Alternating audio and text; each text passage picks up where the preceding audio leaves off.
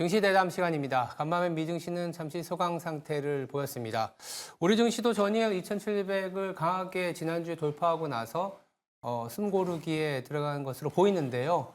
2,700 안착 나가서 2,700을 넘어서 2,800까지 올라갈 수 있을지 중요한 시기라고 볼 수 있습니다.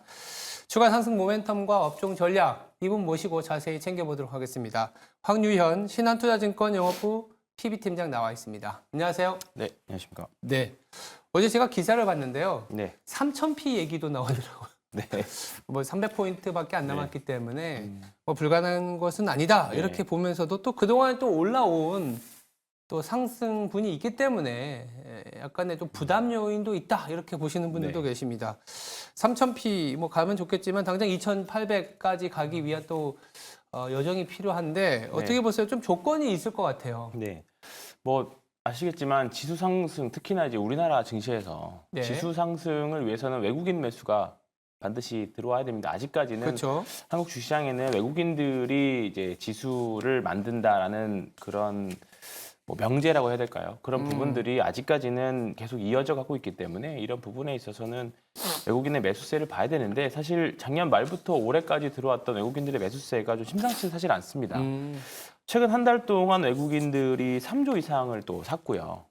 아쉽게도 그때 외국인 개인 투자자들은 또 4조 정도를 매도를 했습니다. 네. 이런 부분들이 어떻게 보면 아쉽겠지만 똑같은 패턴의 반복이긴 한데 좀 지수 그러면서 또 지수가 또 꽤 많이 올라왔던 그런 흐름들이 좀 있었습니다. 특히나 지난주에 우리나라 지수에 한 20% 가깝게 영향을 미치고 있는 삼성전자가 예. 삼성전자를 외국인들이 한 2조 정도 매수를 했고 그다음에 뭐 밸류업 프로그램이든지 아니면 뭐 저평가 이슈든지 간에 계속 현대차, 기아차 그룹에서도 현대기아차 그룹에서도 계속 관련 매수세가 좀 들어오고 있기 때문에 지금 흐름으로 간다라고 하면 2,800포인트는 안착은 가능은 할 수 있을 것 같습니다.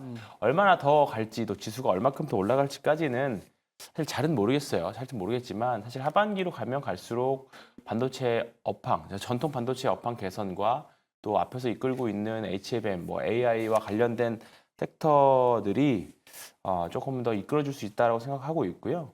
뭐 미국 증시도 그렇고 한국 증시도 그렇고 단기적으로 좀 과열한 것 같지만 이제 랠리가 한 1년 정도밖에 사실 진행이 안 됐습니다. AI와 그렇죠. 관련된 이슈로. 근데 과거에 뭐 전기차도 그렇고 작년에 과거에 닷컴 버블이나 여러 가지 뭐 조선이나 여러 가지 과거 사례들을 보면 짧게는 3년, 길게는 5년까지도 이런 랠리가 갔던 경험들이 좀 있습니다. 그렇기 때문에 조금 리스크라고 하면 너무 단기간에 급등했다라는 거, 네. 그게 리스크이기도 하고요.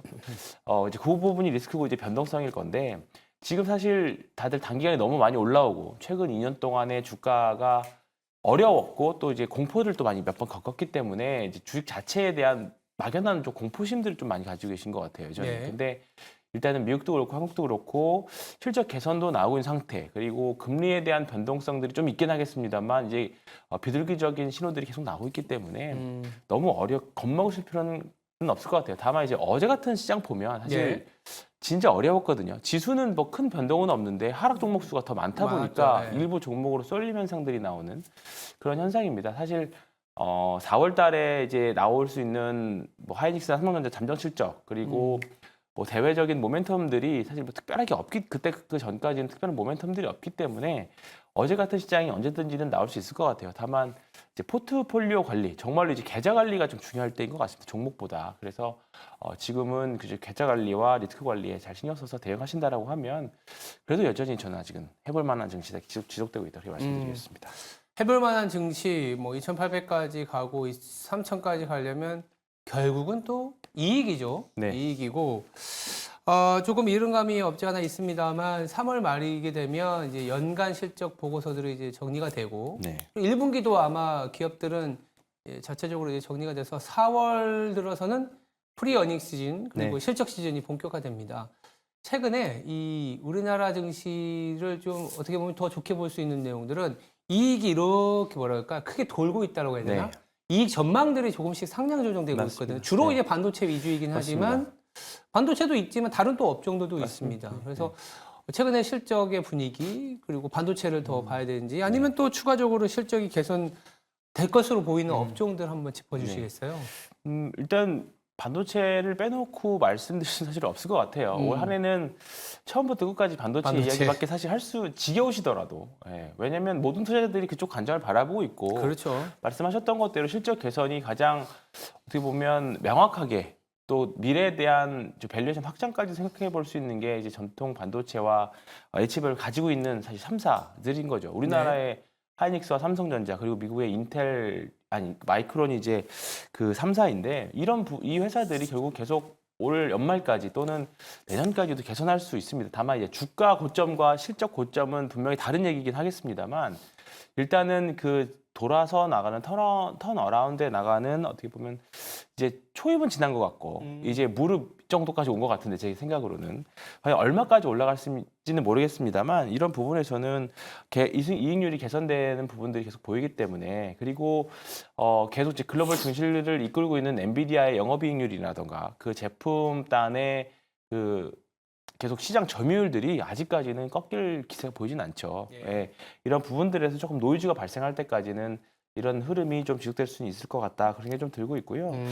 그리고 이제 어제 2차전지 관련 주식들이 또 급등을 했습니다. 그렇죠. 워낙에 사실 특별한 뭐 LNF 쪽에서 호재가 있긴 했습니다만 오히려 주가들이 오르는 거는 다른 쪽 섹터 다른 종목들이 많이 올랐는데 2차 전지 워낙에 이제 원재료 값도 많이 내려왔고 그다음에 사실 전기차와 관련된 업황들이 사실 계속 안 좋은 이야기들밖에 계속 없잖아요. 근데 주가는 이미 그런 부분들을 먼저 반영해서 바닥을 잡아가는 과정인 것 같습니다. 그리고 성장 산업에 대한 것들에서 사실 뭐 의문이 없고 아직까지는 조금 더 시장 파이가 조금 더 커져야 될 것 같고 다만 작년에 주도주들이 올해 주도주가 무조건 된다라고 말씀을 드릴 수 없을 것 같습니다. 우리나라 패턴의 주식시장의 특성상 그렇기 때문에 이런 부분들 잘 고민하셔야 되는데 2차 전지도 분명히 이제 좀 바닥을 잡고 최근에 삼성 SDI가 가장 강력한 모습을 좀 보여주고 있는데 그런 부분들에 있어서는 2차 전지도 저는 이제 관심 충분히 가지고 가시고 뭐 매매나 투자하셔도 될 것 같다 생각됩니다. 뭐 1분기를 좀 잠시 돌아보면 국내 증시를 하드캐리한 업종은 반도체하고 밸류 프로그램이지 않습니까? 그래서 이 두 어떻게 보면 테마 아니면 굵직한 상황에서 다소나마 최근에 조금 부진하다고 해야 되나? 약간 아까 2차 전지도 말씀하셨고 반도체와 밸류 프로그램 말고도 또 워낙 살 것이 많아지는 그러니까 전반적으로 이익이 돌아서니까 그럴 것 같은데 이 밸류 프로그램과 관련된 업종이 조금은 요새 부진합니다. 근데 이제 정부 입장에서는 이 올해 1분기에만 끝나는 게 아니라 5월, 뭐 6월, 9월 계속적인 연속성을 가져가려고 하고 실질적인 우리 지수의 레벨업을 갖고 가기 위한 뭐 정책이지 않습니까? 어떻게 바라보세요? 밸류 프로그램과 관련된 업종 내지는 이 프로그램의 어떤 증시의 영향은 계속될 거라고 보시나요? 뭐 성장주 쪽에서 이쪽을 반도체하고 2차 전지를 얘기한다라고 하면 우리가 반드시 꼭 올 한 해 챙겨봐야 할 아이디어 또는 단어가 이제 밸류업이 될 이것도 거 계속 쳐다봐야 된다. 당연합니다. 계속 네 꼭지를 말씀드리고 있는데요. 반도체하고 2차 전지 그리고 바이오 그다음에 마지막이 밸류업인데 사실 올 한 해를 계속 지배할 아이디어입니다. 그리고 밸류업과 관련된 일정들이 연말까지 이제 빡빡하게 좀 어떻게 보면 차근차근 다 완성이 되어가고 있습니다. 2월 달에 나왔던 이제 좀 초반 2월에 나왔던 가이드라인이 조금 아쉽긴 했습니다만 이런 부분들을 보완할 세부적인 이제 관련 정책들이 우리가 기사를 통해서 계속 접하고 있는데요. 5월에 이제 밸류업 2차 프로그램을 발표를 하는데 뭐 이제 6월 달에는 밸류업 공시와 관련된 가이드라인들이 나오고 또 이제 하반기에는 이제 밸류업 관련 지수가 좀 나옵니다. 그렇게 되면 관련 ETF도 나오게 되겠죠. 그렇기 때문에 이런 부분들이 계속 한 해를 좀 지배할 아이디어다 그렇게 보시면 될 것 같은데 혹자는 이 밸류업 프로그램이 사실 뭐 정치용이 아니냐, 뭐 총선용 아니냐 그런 말씀을 하시긴 합니다만 그렇게 관점보다는 정책적인 아이디어, 결국은 정부에서 주도하고 있는 투자 활성화 방안이라고 그냥 단순하게 생각을 해주시면 좋겠습니다. 그렇기 때문에 2월 달에 밸류업과 관련된 종목들이 사실 많이 올랐죠. 많이 올랐는데 아마 그 종목들이 하반기까지 계속 이어져 나갈 확률이 매우 높다라고 생각합니다. 어떠한 새로운 종류의 어떤 업종과 섹터가 갑자기 등장을 해서 다시 뭐 새로운 관련주다 이렇게 보시기보다는 그 종목들이 가격이 좀 오르긴 했습니다만 역시나 여전히 밸류업 관점에서는 아직은 올라갈 길은 좀 더 있을 것 같습니다. 우리가 상식적으로 생각을 해볼 합리적으로 생각을 해볼 수 있는 게 뭐 사실 정부의 그 정책에 가장 빠르게 대답을 할 수 있는 기업들, 결국 대기업군하고 은행이나 공기업들이 되겠죠. 그렇기 때문에 이런 섹터들 뭐 변동성이 있긴 하겠습니다만 꼭 포트에는 한두 종목 정도는 꼭 껴놓으셔야 되는, 매수를 해 놓으셔야 되는 종목을 생각을 하고 있고요. 네. 계속 뭐 이제 아까 이제 밸류업 공시 관련 가이드라인이 나온다라고 말씀드렸는데, 최근에 자사주 매입과 소각과 같은 이슈들이 계속 공시가 되고 있습니다. 이런 부분들은 이제 이번 주에 주총이 이제 좀 많이 열리잖아요. 이제 주총 이후에 주주 환원책과 관련된 정책들이 분명히 많이 나올 겁니다. 이제 그래서 지금 쭉 종목들 쭉 보시고 PBR로 좀 싸고, 그다음에 유보율이 높은 기업들은 한번 쭉 가능성 있는 기업들, 그리고 추세가 일단은 우상향하고 있는 기업들이어야 될 겁니다. 갑자기 뭐 자사주 공시를 해서 빵 뜨기를 기대하시기보다는 가는 주식들이 지금은 더 가는 확률이 높기 때문에 그런 종목들은 계속 관심 가지고 보셔야 될 것 같고요. 은행주는 ELS 손실 보상안이 좀 나오긴 했는데 생각보다 그 투자자들이 그렇게 좀 너무 악재는 아니다라고 생각을 하시는 것 같습니다. 그렇기 때문에 은행주도 계속 관심 가지고 보시면 좋을 것 같습니다. 네. 네. 올해를 크게 끌고 가는 업종을 뭐 팀장님께서는 반도체, 배터리, 바이오, 밸류업, 네. V4네요. 네, 그렇습니다. 판타스틱 4. 네. 이렇게 보고 있습니다. VVVVV 이렇게 뭐 보셔도 괜찮을 것 같습니다. 이 네 업종이 어떻게 보면 우리 시장에 또 하나 찾아보면 뭐 반도체, 자동차, 은행, 그동안에 우리 굵직한 큰형님들이 지금 가고 있는 그런 장세, 가치와 성장이라고 할 수 있는데, 오늘 이제 신규 상장하는 종목들이 있습니다. 그러니까 뭐냐면 시장의 분위기를 좀 말씀드리는 거예요. 예전 같았으면 시장이 좀 안 좋을 때는 신규 상장하는 종목들이 많이 없거니와 신규 상장을 하더라도 관심이 좀 없는 그런 상황이지 않습니까? 근데 최근에 시장 분위기가 좋다 보니까 뭐 기업에 대한 평가들이 좀 달라지고 있습니다. 엔젤 로보틱스. 로봇 관련주도 사실은 뭐 생산성과 관련해서는 뗄래야 뗄 수가 없는 맞습니다. 그런 업종이지 않습니까? 반드시 꼭 시장에서 한 번쯤은 계속 올라올 수 있는 업종인데, 그렇습니다. 오늘 엔젤 로보틱스 상장 기관 청약 굉장히 좋았거든요. 맞습니다. 어떻게 보세요? 다만 이제 신규 상장 주식들 최근 흐름들을 보면 신규 상장 이후에는 조금 좋은 흐름들이 나오긴 합니다만, 결국에는 이제 일정한 짧은 기간이 지나고 나면 물량 소화를 위한 하락이 어쩔 수 없이 나오기는 하는 것 같습니다. 조금 긴 시계열로 가면 이수 스페셜티 케미칼 같은 경우에도 작년 5월 달에 상장을 해가지고 지금 그때 당시에 45만 원을 찍었다가 지금은 좀 많이 내려왔다가 이제 좀 올라와서 이제 38만 원대 수준에서 지금 주가가 형성돼 있거든요.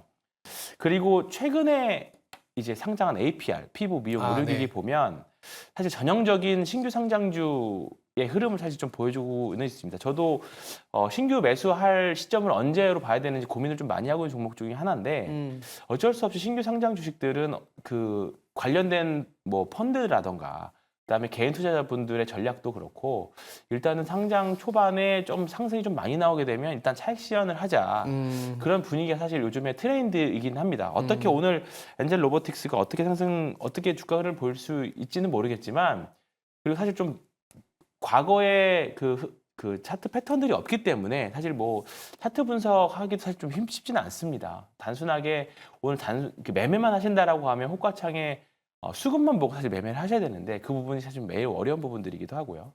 다만 이제 큰 그림으로 봤을 때 로봇 주식들, 최근에 삼성전자에 계속 로봇 이슈가 나오고 있고 테슬라에서도 로봇 이야기를 계속 하고 있기 때문에 뭐 두산 로보틱스나 레인보우 로보틱스에 대한 투자는 계속 여전히 관심들이 많이 있으십니다. 근데 요 이슈로 인해서, 오늘 상장 이슈로 인해서 좀 주가가 뜬다라고 하면 전반적인 로봇 주식들은 한번 좀 조정은 가능성이 있다고 생각합니다. 다만 이제 조정이 지나고 나면 다시 또 매수가 들어올 거기 때문에 너무 우리가 급하게 따라가실 필요는 없을 것 같다, 그 생각이 들고, 하신다라고 하면 지금 관점에서는 좀 단기 플레이를 하시는 게 나을 것 같다라는 생각이 좀 듭니다. 그러니까 엔젤 로보틱스 상장을 뭐 26일 알고 있었기 때문에 미리 좀 움직인 감이 있다.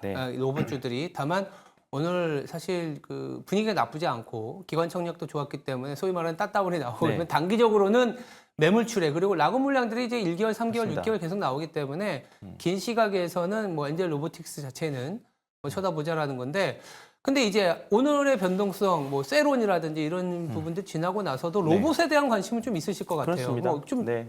주목하고 계신 로봇주도 혹시 있으신가요? 일단 여기저기 물어봐도 결국은 두산 로보틱스하고 두산, 네. 엔젤 그 레인보우 로보틱스 두 개로 귀결이 되는 것 같습니다. 예, 음. 다른 쪽 로봇 주식들 많이 있긴 합니다만 네.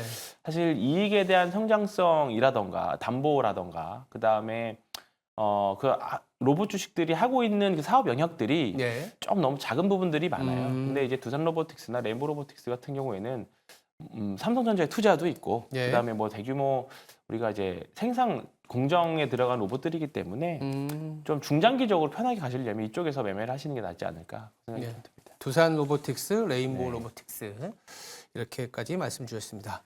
그렇다면 끝으로 이번 주 투자 전략도 한번 챙겨봐야 될 것 네. 같아요.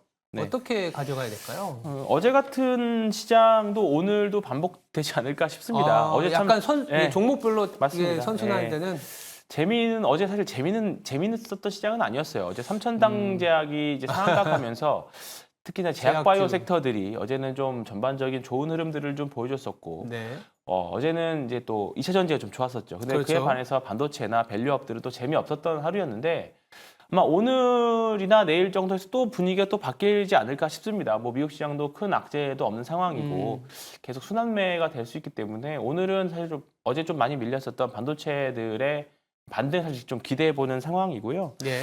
여전히 외국인들의 강한 매수세, 특히 삼성전자가 지난주에 꽤 많은 금액을 많이 샀습니다. 올랐죠. 네. 예, 과거 2016년도에 외국인들의 그런 강력한 매수세 한 번 있고 나서 그게 130만 원에서 260만 원까지 갔던 경험이 있었거든요. 근데 이제 계속 말씀드리는 거는 너무 이제 한국 증시를 무서워하시고 요즘에 사실 좀 너무 단기 트레이딩 단타 관점으로만 너무 나오다 보니까 변동성이 심해서 좀 어려우신데 자신감이 좀 많이 계속 가져야 된다. 저는 이렇게 생각을 좀 들고 있고요.